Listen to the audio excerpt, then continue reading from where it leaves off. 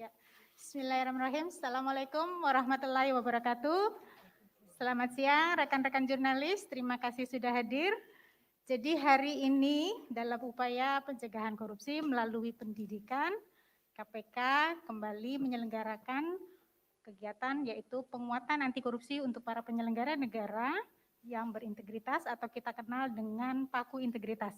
Hari ini adalah seri yang ketujuh dari rencana 9 seri yang akan KPK lakukan, jadi sudah diikuti oleh total 8 kementerian lembaga, dan kali ini Paku Integritas diberikan kepada jajaran dari Kementerian Kesehatan. Sudah hadir bersama kita Wakil Menteri Kesehatan beserta dengan Ibu, kemudian dari KPK rombongan diterima oleh Pak Alex, dan jajaran dari Kedeputian Pendidikan dan Peran Serta Masyarakat. Kemudian dari Kementerian Kesehatan juga seluruh jajaran eselon 1 mulai dari Irjen, dan beberapa dirjen, tapi Pak Menteri dan dan Sekjen harus mengikutinya secara daring dari tempat lain.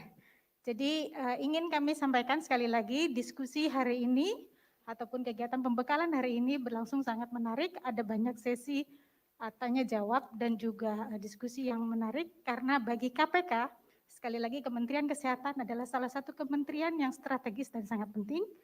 Ada begitu banyak kajian yang sudah KPK lakukan pada Kementerian Kesehatan sebagai bagian dari upaya pencegahan maupun upaya KPK untuk mengawal kebijakan pemerintah di bidang kesehatan. Jadi kita akan dengarkan hari ini apa saja yang disampaikan di dalam forum tersebut. Nanti kami mohon kesediaan Pak Wamen untuk bisa menyampaikan, dan juga kami juga minta kesediaan nanti Bu Mutiara untuk bisa sharing. Jadi apa yang saja tadi diterima begitu ya pada sesi pasangan, karena kegiatan ini sekali lagi tidak hanya melibatkan penyelenggara negara, tetapi juga pasangan dari para penyelenggara negara. Untuk kesempatan pertama kami mohon nanti kesediaan Pak Alex dulu untuk kembali menyampaikan tentang program ini, dilanjutkan dengan Pak Wamen dan Ibu, dan boleh nanti yang terakhir Bu Murti, Ibu Inspektorat Jenderal dari Kementerian Kesehatan. Kami persilakan Bapak. Ya, terima kasih. Assalamualaikum warahmatullahi wabarakatuh. Selamat siang buat teman-teman wartawan. Ya, kembali KPK pada kesempatan ini menyelenggarakan kegiatan Paku Integritas untuk penguatan nilai-nilai anti korupsi kepada pejabat penyelenggara negara, dan kali ini KPK mengundang Kementerian Kesehatan, ya, sebagaimana teman-teman ketahui Kementerian Kesehatan ini anggarannya termasuk besar, terlebih dalam kerangka untuk mengatasi pandemi COVID itu. Saya kira untuk pemulihan pandemi itu lebih dari 100 triliun anggaran yang dialokasikan pemerintah ke Kementerian Kesehatan. Dan ya, kegiatan penguatan nilai-nilai anti korupsi, penguatan integritas ini sebetulnya hanya sekedar untuk mengingatkan kembali, karena apa? Para penyelenggara negara, pejabat pada umumnya kan selama ini sudah dilantik dan disumpah, ya. Saya kira tidak hanya sekali, untuk pejabat eselon 1 itu paling enggak itu 4-5 kali pasti pernah ketika menduduki suatu jabatan itu disumpah. Nah, salah satu bunyi dari sumpah itu saya yakin itu juga mengandung nilai-nilai integritas kejujuran, bahwa untuk menduduki jabatan pejabat tersebut tidak menjanjikan atau menerima apapun. Salah satunya akan seperti itu. Dalam kesempatan ini KPK mengajak para pejabat dan pasangannya, karena kami melihat peran penting dari pasangan, suami atau istri, dalam melakukan pendampingan atau melakukan pengawasan terhadap pasangan yang sedang menduduki jabatan di Kementerian Kesehatan. Mengingatkan, ya, kalau misalnya ada godaan-godaan tertentu yang berujung pada gratifikasi dan lain sebagainya, kan rata-rata kan gratifikasi ini diberikan secara tunai, ya, secara tunai. Ya, mungkin ibunya ketika menerima sesuatu yang sifatnya tunai bisa menanyakan, ini uang apa? Karena kalau gaji penghasilan resmi kan selalu ditransfer, kan seperti itu.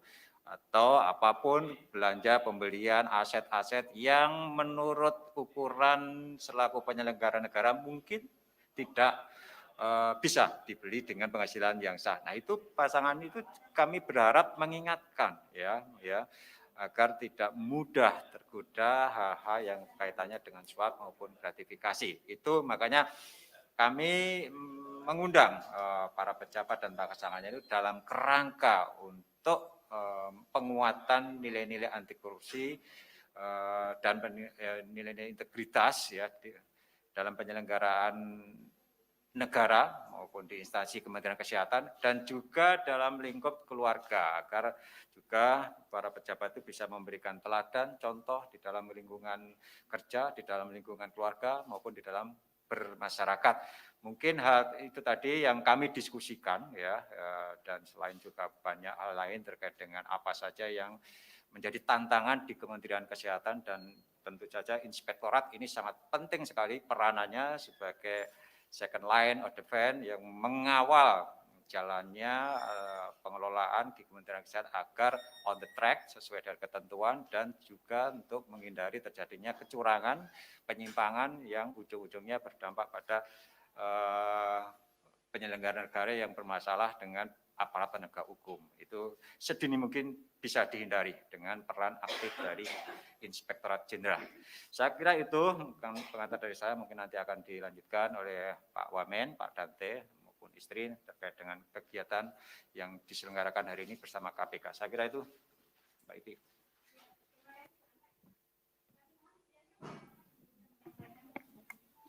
Terima kasih. Assalamualaikum warahmatullahi wabarakatuh. Saya ucapkan terima kasih kepada KPK yang telah mengundang kami pada hari ini. Dan saya ingin menceritakan bagian terakhir terlebih dahulu pada sesi ini. Bahwa saya sudah menggunakan jaket berwarna biru ini. Ini adalah jaket yang diberikan oleh KPK sebagai jaket untuk fakta integritas kepada kami. Fakta integritas untuk melakukan budaya dan penguatan anti korupsi di Kementerian Kesehatan. Hari ini kami telah berdiskusi banyak, baik secara teknis maupun secara legal dan secara filosofi tentang bagaimana penguatan korupsi, anti korupsi itu bisa dilakukan di kementerian kami. Kami banyak menerima masukan dari KPK tentang berbagai macam aspek yang bisa dikelola di dalam Kementerian Kesehatan yang tadi sudah disebutkan oleh Pak Alek, mempunyai anggaran yang besar. Dan anggaran besar tersebut harus bisa diberdayagunakan dan bisa dipertanggungjawabkan kepada masyarakat banyak.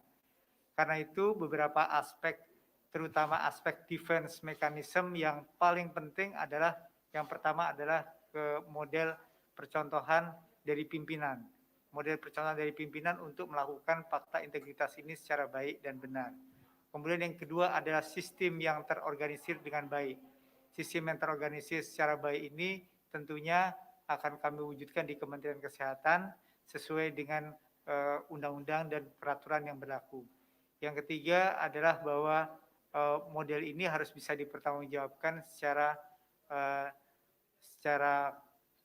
konsep dan dipertanggungjawabkan secara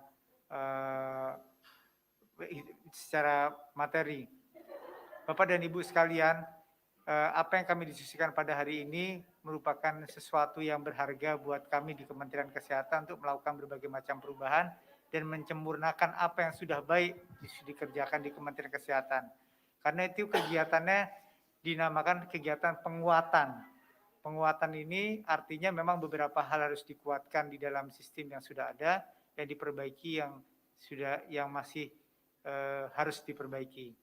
Beberapa hal sudah kami diskusikan secara baik dengan KPK dan mudah-mudahan kami bisa melaksanakan fakta integritas dengan jaket biru yang kami kenakan hari ini untuk menjalankan sistem penguatan anti korupsi di Kementerian Kesehatan. Terima kasih.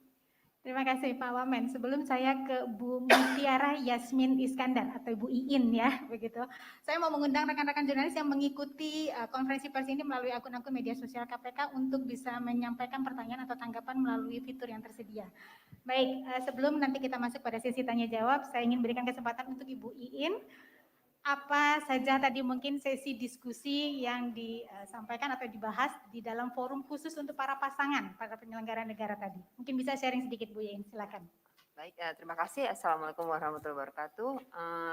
Hari ini merupakan hari yang cukup berarti ya bagi saya, karena ini merupakan pertama kali dalam pengalaman untuk bagi diri saya secara pribadi. Saya sangat berterima kasih kepada KPK yang sudah mengadakan acara Paku Integritas ini, karena juga selain turut mengundang suami saya sebagai penjalan amanahnya, tapi juga turut mengundang para pendamping istri dan suami dari para pejabatnya. Sehingga ini sangat penting sekali, terutama tadi di bagian sharing session itu untuk pasangan, itu kami dibekali sekali, diingatkan kembali untuk sebagai pengingat dari pasangan-pasangan kami yang akan menjalankan amanah bagi negara ini. Jadi kami dianggapnya sebagai, karena semuanya itu korupsi ataupun tidak korupsi itu berakar atau dimulai dari penanaman nilai-nilai 9 nilai anti korupsi ya, di dalam keluarga.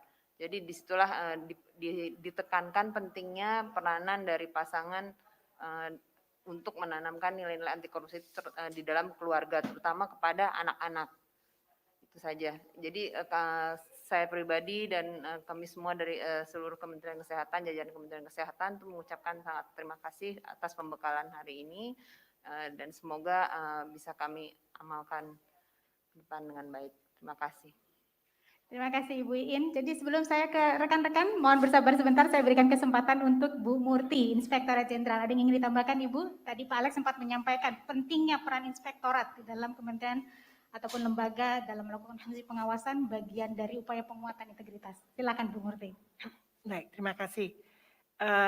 Yang ingin saya sampaikan, pertama ini adalah sebuah pemodelan yang sangat bagus ya, yang dikembangkan oleh KPK, di mana melibatkan pasangan. Ya. Karena sebetulnya komunitas terkecil dari sebuah kehidupan itu ya keluarga, gitu ya. Jadi membangun keluarga yang bersih, berintegritas, ya, itu menurut saya sangat baik. Berbagai upaya Pak Alex sudah kami lakukan sebetulnya di dalam upaya pencegahan korupsi, namun kami masih menyadari belum optimal, masih ada kekurangan. Namun pemodelannya seperti ini menurut saya sangat baik dan mungkin kita akan juga kembangkan di Kementerian Kesehatan. Bagaimana melibatkan pasangan, ya, adanya forum-forum diskusi dari pasangan-pasangan dan bersama Inspektorat Jenderal selalu memberikan masukan yang terbaik untuk keluarga atau pasangan di rumah masing-masing. Di lingkungan ASN Kementerian Kesehatan. Jadi saya terima kasih acara seperti ini memberikan inspirasi sebetulnya untuk kami bahwa komunitas terkecil lah ini yang kita awali, kita mulai dari komunitas terkecil ini untuk selalu menguatkan integritas dari ASN. Terima kasih Pak. Terima kasih Bu Murti. Baik, saya buka sesi untuk tanya jawab dan kesempatan pertama saya berikan untuk teman-teman yang hadir di ruangan ini. Sambil kita menunggu pertanyaan ataupun tanggapan jika dari teman-teman yang mengikuti dari media sosial. Kami persilakan nama dan media. Oke, silakan. Ya, terima kasih Pak Alex, Pak Wamen. Saya Mario dari Metro TV. Pertama yang saya mau tanyakan ya, selain bahwa ada program pencegahan yang sekarang lagi digenjot KPK itu soal paku integritas tadi. Kira-kira apa sih sebenarnya recommended yang up to date dari KPK terkait untuk Kemenkes sendiri? Pertama saya melihat bahwa dalam kurun waktu 2 tahun ini seperti bahasa Pak Alex itu di masa pandemi COVID, ini sebenarnya gelontoran dana itu maksimal itu ke Kementerian Kesehatan terkait penanggulangan COVID. Artinya tidak ada ruang kendor bahwa ada kompromis bahwa itu urgensi dalam keadaan negara darurat, kemudian membiarkan atau berkompromi terhadap hal-hal kecil, khususnya korupsi. Nah, saya sempat menanyakan ini kepada pimpinan, bahkan dalam pengadaan vaksin saja, setiap tetes jarum dari vaksin dari jarum-jarum itu bisa dikorupsi, dikumpulin aja. Itu dikumpulin. Itu di Amerika ada beberapa kasus mengumpulkan vaksin-vaksin dengan mengkorap seperti itu. Terus kemudian bagaimana sinergi KPK yang menempatkan satgas-satgas COVID-19 yang sebelumnya diprogramkan KPK, bagaimana? Terus kemudian ada kajian KPK yang menyatakan ada sejumlah rumah sakit melakukan fraud dengan bagaimana meng-COVID-kan, terus ada bagaimana dengan ini ada hal yang tidak tegas dan secara teknis diatur atau memang ada karena kompromis karena bahwa situasi negara ini dalam keadaan darurat karena bencana COVID tersebut atau seperti apa, dan kemudian bagaimana hasil pelaporan atau audit sendiri dari ya KPK juga suka melakukan audit di luar BPK dan yang lain-lain. Pertanyaan saya, apa rekomendasi up to date KPK menghadapi situasi seperti tadi, bahwa ada indikasi fraud di beberapa rumah sakit yang meng-COVID-kan orang, ini dana luar biasa. Pengadaan COVID itu ada sinergi, tetap komandonya ada di Kemenkes. Mau dia BUMN nanti yang menyelenggarakan mandiri atau segala macam. Bagaimana sinergi dari KPK untuk mengawal Kemenkes dalam penanggulangan mengantisipasi tadi, bukan hanya saya bukannya meragukan Ya, program poinnya integrasi. sudah didapat. Siap. Terima kasih. Ada Nah, lagi? satu lagi. Oke. Satu Cepat lagi. saja, cepat saja. Ya, oke. Satu lagi khusus untuk Kementerian Kesehatan, khususnya berkaitan dengan asuransi kesehatan yang mungkin juga saya tahu Pak Wamen ini bekas orang Pertamina dan ada beberapa kasus terkait asuransi fiktif yang terjadi di Pertamina, yang sebelumnya sempat di Jasindo, kemudian Kementerian SDM. Bagaimana pengawalan atau pengawasan yang dilakukan Kementerian Kesehatan terhadap asuransi yang diduga masih ada yang bermain dalam konteks tanda petik fiktif. Ini sama sekali tidak pernah disentuh dan tidak ada kajian yang jelas terkait itu. Terima kasih, dua itu aja. Oke, makasih. Saya buka satu lagi penanya untuk sesi ini dulu. Satu lagi, nama dan media. Selamat siang Pak Alex, Pak Dante beserta istri dan Ibu Inspektorat. Saya Rian dari CNN Indonesia.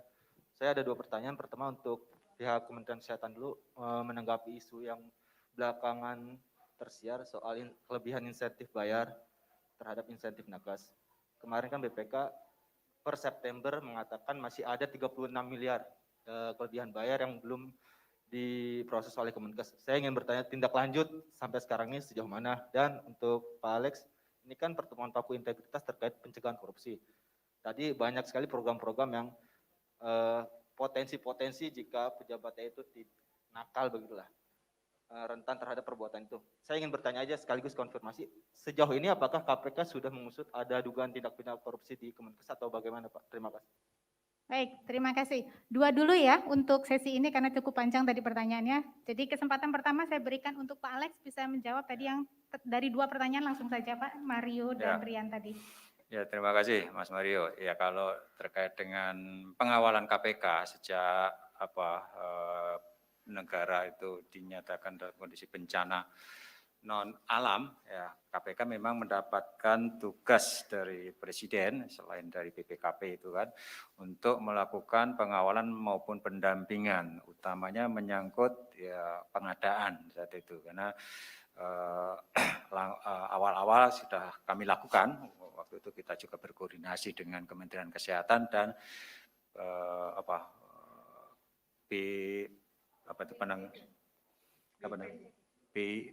Badan Penanggulangan Bencana Nasional itu ya terkait pengadaan APD waktu itu dan juga masker. Nah, itu sudah kita lakukan ya dan KPK juga sudah mengeluarkan berbagai surat edaran maupun juknis menyangkut larangan-larangan yang harus dihindari oleh para penyelenggara negara, utamanya menyangkut pemulihan pandemi ini. Nah, terkait dengan di Kementerian Kesehatan, kami juga memberikan rekomendasi untuk pengadaan barang dan jasa itu dengan e-katalog ya. Kami mendorong agar pengadaan obat maupun peralatan kesehatan yang sering dilakukan oleh rumah sakit atau bahkan oleh di Kementerian Kesehatan sendiri itu dimasukkan dalam e-katalog ya, dalam bentuk e-katalog sektoral. Nah, itu sudah kami lakukan, tetapi waktu itu Menteri yang lama itu dia menolak dan menyerahkan semua ke LKPP, dan kami sampai sekarang juga masih terus mendorong agar itu dikelola sendiri oleh Kementerian Kesehatan. Karena apa? Karena di Kementerian Kesehatan sendiri mereka yang lebih memahami kebutuhan dari rumah sakit atau peralatan kesehatan apa yang dibutuhkan. Mereka yang juga lebih paham terkait dengan kualitas dan harga. Ya. Kalau diserahkan ke LKPP, akhirnya mekanismenya kembali saja ke LKPP, juga nanti akan membentuk tim yang timnya nanti terdiri dari para dokter juga dari Kementerian Kesehatan. Jadi ngapain nggak kita serahkan semua ke Kementerian Kesehatan katalog sektoral tadi. Jadi ini yang kami dorong, tidak hanya di Kementerian Kesehatan sebetulnya, di kementerian lain juga kami dorong agar ada e-katalog sektoral. Di Kementerian PUPR misalnya, bentuk dong apa e-katalog sektoral. Tujuannya apa? Kami mendorong pengadaan itu lewat e-katalog selain untuk mempercepat proses pengadaan barang dan jasa, itu juga ada transparansi, masyarakat bisa melihat, mengontrol. Kalau menawarkan barangnya di dalam e-katalog itu bisa diawasi. Oh ini harganya kemahalan, lebih mahal dibanding harga pasar. Nah, itu ada kontrol dari masyarakat ya, supaya apa? Ya kita berharap barang yang ditawarkan dipasang di dalam e-katalog itu lebih murah dibanding harga pasar pada umumnya, seperti itu. Itu Mas Mario menyangkut dengan pengawalan proses pengadaan barang dan jasa di Kementerian Kesehatan. Karena apa? Pengalaman saya 20 tahun jadi auditor dan kemarin juga beberapa kasus yang pernah saya tangani ketika menjadi hakim tipikor, itu kalau menyangkut di Kementerian Kesehatan dan rumah sakit, rata-rata korupsinya itu menyangkut PPG, pengadaan barang dan jasa. Mas Mario, teman-teman masih ingat terkait pada saat pandemi flu burung, itu kan juga ada kasus yang ditangani KPK menyangkut pengadaan alat laboratorium yang digunakan untuk memproduksi vaksin flu burung, itu juga markup ya. Nah, kita berharap hal-hal seperti itu dengan pengendalian internal yang kuat dan juga sistem yang kita perbaiki, model pengadaan barang dan jasa, dan tadi disampaikan juga oleh Wamen itu bahwa di Kementerian Kesehatan sekarang akan dibentuk atau sudah dibentuk unit khusus pengadaan barang dan jasa. Jadi kalau sebelumnya itu masing-masing eselon 1 dirjen itu bisa mengadakan pengadaan BPJ sendiri ya, barang sendiri, tetapi ke depan itu semua desentralistik ya kan, di bawah Sekjen itu ada unit eselon 2 yang menangani seluruh proses pengadaan barang dan jasa di Kementerian Kesehatan. Jadi lebih mudah pengawasannya, tentu saja juga lebih mudah pengendalian secara keseluruhan terkait dengan PPJ di Kementerian Kesehatan. Hal seperti itu yang kami dorong. Nah, tadi pertanyaan apa lagi belum? Yang kedua apa? Sinerginya. Saya kira sudah ya. Tadi yang paku integritas, Pak. Paku integritas ada sebagai program pencegahan dan sejauh mana ini sudah kemudian menemukan tadi ya, mengusut terkait dengan kasus-kasus korupsi yang lain. Nah. Mengidentifikasi, itu mungkin nanti porsinya Pak Wamen sebentar. Jadi bagaimana program pencegahan korupsi dengan paku integritas ini mampu mengidentifikasi begitu ya, terkait dengan ya, jadi apa, dalam rangka pemberantasan korupsi KPK itu kan dalam negeri tidak bisa bekerja sendiri. Kami harus menggandeng banyak lembaga instansi pemerintah termasuk inspektorat. Jadi laporan-laporan masyarakat yang misalnya tadi kan keluhan adanya covidisasi pasien-pasien ya, di rumah sakit. Apakah KPK menerima? Ya, KPK menerima. Dan itu kami serahkan ke inspektorat untuk dilakukan klarifikasi, ya kan seperti itu. Tujuannya apa? Supaya lebih efektif, karena hanya informasi kadang-kadang juga alat buktinya itu tidak akurat dan perlu pendalaman lebih lanjut, kan seperti itu. Rumor itu rasa-rasanya ya teman-teman wartawan juga sudah dengar, katanya saja itu kan. Nah, itu kan perlu dilakukan klarifikasi. Kalau ada rumah sakit seperti itu, rumah sakit yang mana itu kan? Apakah benar pasien yang tidak kena COVID tetapi ketika meninggal langsung distempel sebagai COVID, supaya apa? Supaya biayanya diklaim ke pemerintah, kan seperti itu arahnya. Apakah itu fraud? Kalau terjadi ya itu namanya fraud gitu kan. Pasti itu ujung-ujungnya adalah kerugian keuangan negara yang mestinya biaya ditanggung pasien, tapi karena dianggap sebagai COVID menjadi ditanggung pemerintah, kan seperti itu pasti ada kerugian negara. Dan itu yang informasi-informasi yang masih subir seperti itu tidak didukung dengan bukti, kami koordinasikan dengan inspektorat untuk dilakukan klarifikasi apakah benar. Dan mungkin nanti Bu Ijen akan menjelaskan sejauh mana informasi-informasi hal tersebut itu dilakukan klarifikasi dan apakah ada mengandung kebenaran atau tidak. Gitu. Saya kira gitu, Mas Mario. Ya, terima kasih Pak Alex. Untuk pertanyaan berikutnya akan dijelaskan oleh Pak Wamen, kami persilakan. Ada 2 pertanyaan tadi Pak, terkait dengan pengawasan asuransi kesehatan, dan yang kedua terkait dengan tindak lanjut dari hasil audit terkait dengan kelebihan bayar insentif. Ya, jadi yang ingin saya sampaikan adalah tidak ada diskresi di dalam audit dan dalam pengawasan keuangan. Itu prinsip utamanya. Dalam hal asuransi kesehatan yang tadi sudah disampaikan, maka kami akan melakukan evaluasi dan akan melakukan tindak lanjut yang baik pada asuransi-asuransi fiktif yang ada.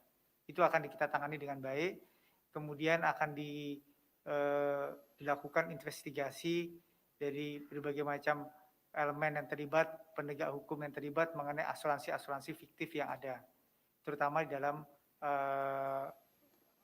berita tentang asuransi yang kemarin ada di Pertamina. Itu yang pertama. Kemudian yang kedua mengenai insentif yang lebih. Insentif yang lebih itu karena double bayar, bukan karena kelebihan uangnya, tapi karena double transfer. Sehingga di beberapa rumah sakit ada 477 rumah sakit yang double transfer. Kita mintakan kepada rumah sakit tersebut, pada nakes tersebut untuk mengembalikan yang sudah ditransfer. Sehingga secara akuntabilitas bisa dipertanggungjawabkan. Ini masalah teknis saja sebenarnya, masalah teknis tentang double transfer tersebut. Dan setelah mendapatkan audit dari BPK, maka kami mendapatkan temuan tersebut. Sehingga kami minta untuk melakukan transfer balik kepada pemerintah. Itu yang bisa Ya, saya menyampaikan. terima kasih Pak Wamen. Kami berikan kesempatan untuk Bu Irjen bisa menambahi mungkin dari keterangan Pak Wamen maupun tadi bagaimana tindak lanjut untuk laporan atau keluhan yang terkait dengan dugaan-dugaan adanya tadi terkait dengan klaim pasien rumah sakit Baik, terkait COVID. baik, terima kasih. Jadi saya juga ingin menambahkan tadi yang dipertanyakan oleh Mas Mario ya. Jadi alhamdulillah KPK terutama Deputi Pencegahan betul-betul mendampingi kami dari awal, ya, dari mulai menyusun kebijakan bersama-sama, meneliti titik resiko ini seperti apa, ya, supaya jangan terjadi di kemudian hari terjadi peluang-peluang yang tidak diinginkan. Terutama saat itu saya ingat betul pertama kali untuk pengadaan APD yang jumlahnya mungkin tidak sangat besar ya jumlahnya. Jadi ini sudah dikawal oleh teman-teman KPK. Demikian pula dengan sampai sekarang ya. Jadi kami juga sudah berkolaborasi dengan saluran yang ada di KPK Pak Alex, yaitu Jaga COVID Pak. Nah ini sebuah saluran yang sangat bagus sekali. Jadi sekitar 2 minggu lalu teman-teman dari Deputi Pencegahan mengirimkan kami listing dari pengaduan-pengaduan yang saat ini sedang kita lakukan verifikasi di lapangan. Memang ada salah satunya meng-COVID-kan yang tadinya tidak COVID atau klaim dan sebagainya. Jadi ini yang sedang kita lakukan di internal Ijen untuk memberikan mencari klarifikasi, verifikasi di lapangan seperti apa. Jadi cukup banyak. Dan hal lain, alhamdulillah Kementerian Kesehatan menjadi sebuah pemodelan di dalam integrasi whistleblower sejak tahun lalu, tapi tahun ini semua kementerian disambungkan Pak, terintegrasi. Ini juga memudahkan kami sebetulnya di dalam kolaborasi bersama teman-teman KPK Pak, dalam sebuah upaya pencegahan. Jadi banyak sebetulnya yang dilakukan sinergi oleh teman-teman KPK di sini terhadap kementerian, terutama kami yang sekarang saat ini sedang memegang anggaran yang sangat-sangat besar, gitu ya. Dan ini sebuah upaya yang menurut saya sangat bagus. Mungkin demikian. Baik, terima kasih Bu Murti. Tadi saya lihat masih ada beberapa yang tunjuk tangan. Apakah masih ada pertanyaan? Saya buka satu sesi lagi ya untuk 2. Yan, oke silakan Yan. Oke, yang ini dulu nggak apa-apa. Silakan. Nama dan media. Saya Chandra dari Medcom.id. mau nanya soal rencana Pak Presiden menurunkan harga PCR jadi 300.000. Apakah Kemenkes sudah menyusun aturannya, terus apakah nanti untuk penurunan harga ini bakal meminta rekomendasi dari KPK untuk penurunan harga yang pas gitu? Terima kasih. Baik, penanya berikutnya. Silakan. Saya Naya dari CNN Indonesia. Saya ingin bertanya kepada Pak Wamen terkait antisipasi gelombang ketiga. Terakhir kan ada rencana untuk membeli obat molnupiravir dari Amerika. Apakah itu sudah disiapkan? Kalau sudah, kapan? Dan seperti apa tanggapannya terkait antisipasi gelombang ketiga? Mengingat Desember ini masuk ke momentum tahun baru dan juga Natal. Terima kasih. Satu lagi tadi saya lihat. Oke, silakan. Ya Mbak, saya Tio dari Jawa Pos. Ini tadi pencegahan ya Mbak ya, berat banget ini pertanyaan teman-teman tadi. Saya ingin bertanya ke istri Pak Wamen sebenarnya lebih tepatnya. Ini kan tadi sharing diskusi soal nilai-nilai ya, nilai-nilai anti korupsi. Nah ini kaitan dengan begitu banyak pertanyaan teman-teman yang ada yang ngomong fraud, ada yang ngomong soal penyimpangan dan segala macam. Nah ini kalau istri Pak Wamen tahu bahwa begitu kompleksnya masalah kesehatan, dari mulai pengadaan segala macam, dari nilai-nilai itu ada nggak yang salah satu mungkin yang bisa diterapkan secara konkret, kemudian dikasih saran untuk ke Pak Wamen gitu kan Bu. Nah kemudian penerapan itu juga apakah juga dilakukan ke orang-orang dekatnya Pak Wamen segala macam, jadi role model segala macam.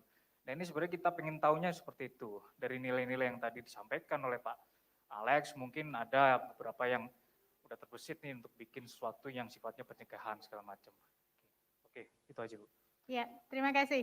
Baik, ini ada 3 pertanyaan, utamanya yang 2 ini lebih ditujukan ke Pak Wamen. Saya berikan kesempatan dulu untuk Pak Wamen terkait dengan penurunan harga tes PCR 300.000 ini. Dan yang kedua terkait dengan antisipasi untuk gelombang 3. Silakan Pak. Tentu rekomendasi Bapak Presiden memberikan target untuk menurunkan tes PCR menjadi 300 itu bukan tanpa dasar. Bapak Presiden pasti sudah menghitung dan mendapatkan informasi tentang berapa harga reagen, berapa harga pemeriksaan, dan berapa kapasitas yang bisa kita lakukan untuk melakukan pemeriksaan PCR. Dari kerangka tersebut, maka setelah dihitung-hitung kelihatannya angka 300.000 itu menjadi angka yang mungkin masuk akal dan real untuk dilaksanakan. Kita sedang melakukan persiapan, antara lain adalah melakukan pemodelan untuk menyederhanakan harga reagen yang masuk. Itu yang paling penting, karena itu adalah komponen terbesar dari seluruh pembiayaan dalam tes PCR. Jadi melakukan penurunan harga reagen yang masuk, itu menjadi model yang akan kami segera tidak lanjuti, sehingga harga tes PCR nanti akan menjadi di bawah 300 atau 300.000 tersebut. Yang sekarang masih 499.000. Kenapa ini penting? Karena dalam data yang paling penting untuk melakukan identifikasi COVID-19 untuk mencegah terjadinya gelombang-gelombang berikutnya adalah melakukan testing yang tepat.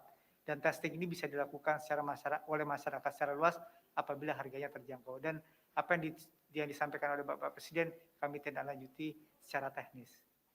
Itu yang pertama. Kemudian yang kedua tadi mengenai bagaimana perencana untuk mencegah terjadinya gelombang ketiga. Maka sebenarnya ingin saya sampaikan, gelombang ketiga itu akan datang atau tidak datang tergantung dari masyarakat. Bagaimana masyarakat menjaga protokol kesehatan secara baik di dalam komunitas. Karena angka penularan itu adalah dari orang ke orang. Pertama. Kemudian yang kedua adanya varian baru.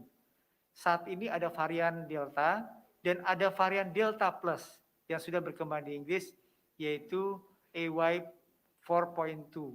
Itu adalah varian baru yang sedang berkembang di Inggris dan menyebabkan adanya gelombang baru. Ini juga kita coba untuk identifikasi sehingga tidak menyebabkan kenaikan gelombang. Bagaimana caranya? Caranya adalah melakukan kegiatan mobilitas masyarakat yang dibatasi. Walaupun sekarang sudah mulai turun kasusnya, diharapkan masyarakat tidak euforia, karena di beberapa tempat sudah kami identifikasi kasusnya agak sedikit meningkat dibandingkan dengan tempat-tempat lain. Berkaitan dengan obat-obatan yang kemarin ditanyakan yang heboh, ada beberapa obat-obatan yang melakukan pendekatan baru. Yang pertama adalah RNA nuklease. RNA replikasi ini antara lain obatnya adalah molnupiravir. Dan molnupiravir kemarin sudah Bapak Menteri Kesehatan bersama Bapak Menko Marifest sudah melakukan pertemuan dengan Merck di Amerika dan mencoba untuk melakukan manufacturing obat tersebut di Indonesia. Sebenarnya uji klinis untuk obat golongan ini sudah dilakukan pula di Indonesia, misalnya remdesivir. Itu satu golongan dengan obat remdesivir, molnupiravir tersebut, yaitu RNA replication inhibitor. Kemudian yang lainnya adalah obat-obat yang juga kita lakukan uji klinis, obat-obat baru. Dan uji klinis ini terus kami lakukan dan kami investigasi di berbagai macam sumber sehingga menjadi pengobatan yang baik untuk pasien-pasien COVID. Kenapa obat ini, salah satu obat ini dipilih? Karena berdasarkan uji klinis tahap 3, molnupiravir tersebut dapat menurunkan angka hospitalization di rumah sakit dan menurunkan angka kematian sebanyak 50% pada kasus ringan. Sekali lagi pada kasus ringan, bukan pada kasus sedang dan kasus berat. Jadi pendekatan yang dilakukan adalah pendekatan untuk mengadakan obat ini buat masyarakat. Tetapi ini bukan game of changer. Game of changernya adalah mosaik yang terbentuk dari mulai protokol kesehatan yang baik, vaksinasi yang cepat, dan pengobatan yang mumpuni. Jadi dari mosaik tersebut kita akan berusaha untuk mencegah terjadinya gelombang ketiga atau third wave. Terima kasih. Ya, terima kasih Pak Wamen. Jadi untuk pertanyaan terakhir kami berikan kesempatan Bu Iin bisa menyampaikan mungkin apa yang menjadi pertanyaan tadi Saudara Tio. Yang ditanyakan ini ya. Jadi kurang lebih apa bentuk dukungan Ibu sebagai pasangan dari penyelenggara negara tadi berdasarkan dari kegiatan diskusi kita tadi dengan para pendamping begitu ya. Ya, Dan kalau apakah Ibu memberikan rekomendasi tadi misalnya atau mengingatkan kepada pasangan Ibu dan apakah Ibu juga misalnya menjadi teladan begitu mungkin di keluarga atau ikut menularkannya di lingkungan sekitar tempat Ibu tinggal? ya, tadi kalau nggak salah saya tangkap ada pertanyaan nilai mana ya yang paling menonjol ya. Kalau nggak Ya, salah ya ada pertanyaan itu ya, betul tidak tadi Mas yang bertanya. Karakter. Kalau tadi saya di acara ini sendiri juga jujur itu buku juga yang paling berkesan saya sampai langsung hafal halamannya halaman 24 karena itu mengandung tercantum 9 karakter nilai anti korupsi. Dan saya setuju sekali tadi juga pada saat pembekalan itu dikatakan bahwa semuanya harus berasal dari keluarga untuk mencegah anti korupsi itu. Jadi baik bisa dimulai dari pasangan dan juga bahkan anak-anak. Jadi anak-anak tidak hanya pasangan tapi anak-anak juga bisa sebagai reminder untuk ayahnya atau ibunya, orang tuanya yang sedang mengemban amanah. Gitu loh. Jadi bisa menanamkan nilai-nilai itu. Jadi yang paling penting kalau menurut saya itu yang paling pertama harus adalah memang kejujuran. Dari kejujuran itulah dan lain yang walaupun karakter-karakter yang lain yang dalam 9 itu juga memang semua penting tapi yang paling penting adalah masalah kejujuran. Kalau masalah untuk mengingatkan tentu sepanjang menjalankan amanah itu ya terus kita berusaha untuk saling mengingatkan karena godaan akan bisa datang kapan saja dan dari mana saja. Kita tidak akan pernah tahu. Nah, dan yang lebih penting lagi saya selalu mengingatkan kalau kepada suami saya itu tidak hanya KPK yang mengawasi, tapi ada yang lebih tinggi dari KPK yang di atas sana yang selalu mengawasi kita setiap saat, apapun amanah yang kita jalankan di dunia ini. Masya Allah. Saja. Terima kasih Bu Iin. Baik rekan-rekan saya kira cukup lengkap yang disampaikan oleh pimpinan dan juga Pak Wamen beserta dengan Ibu dan Pak Murti. Oke, untuk kali ini karena kita konteksnya adalah pelaku integritas, sementara kita selesaikan dulu untuk konversi ini. Terima kasih untuk kehadiran rekan-rekan. Sekali lagi terima kasih untuk Pak Alex, terima kasih Pak Wamen, Bu Iin dan Bu Murti. Terima kasih sekali lagi. Saya tutup rekan-rekan. Wassalamualaikum.